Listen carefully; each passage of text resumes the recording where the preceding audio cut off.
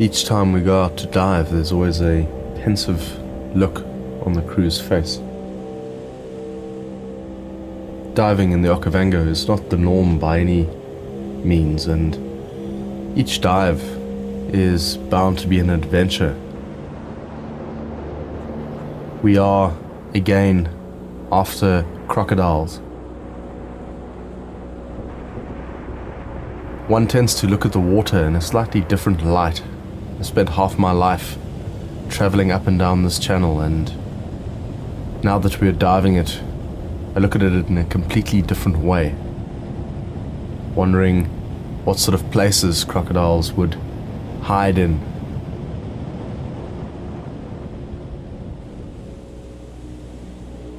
We took an interesting channel, one that has very little permanent land along its edges.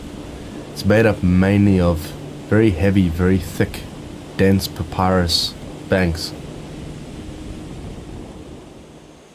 With the high water, the papyrus has been lifted somewhat, creating these little spaces and caves.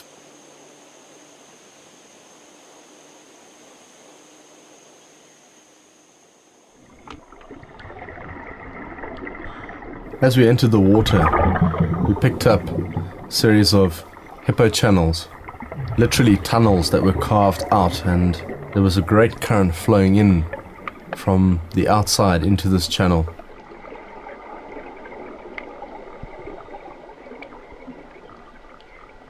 The papyrus was indeed afloat, creating huge gaps. It's incredibly airy feeling, airy environment. It's a beautiful environment, one of quite incredible contrast.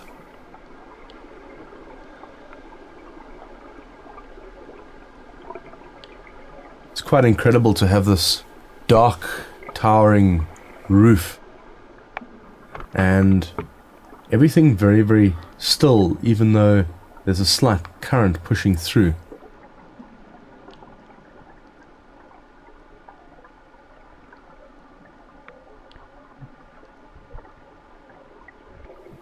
Some of the areas of vegetation are incredibly pretty, quite dense.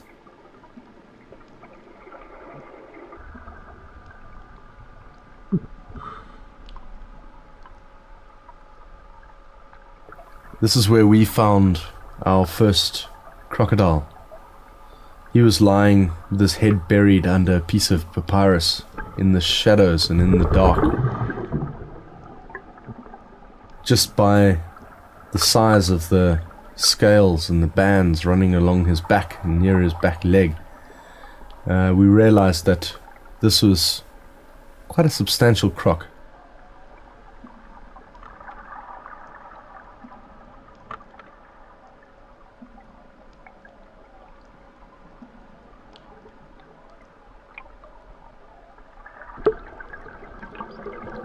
He moved away from us and went into one of these papyrus caves, causing quite a lot of sediment.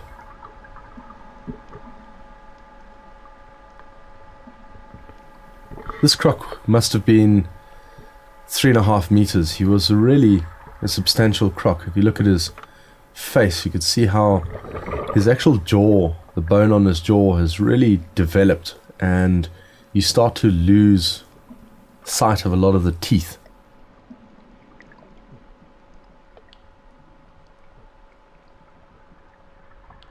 What was quite astounding to me was the size of the base of his tail.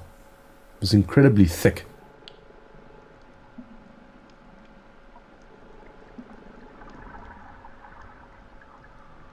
See the size of this croc's neck.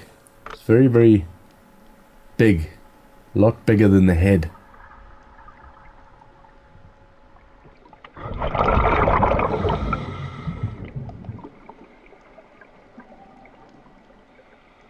We moved out of the cave and started drifting downstream, finding a place to exit.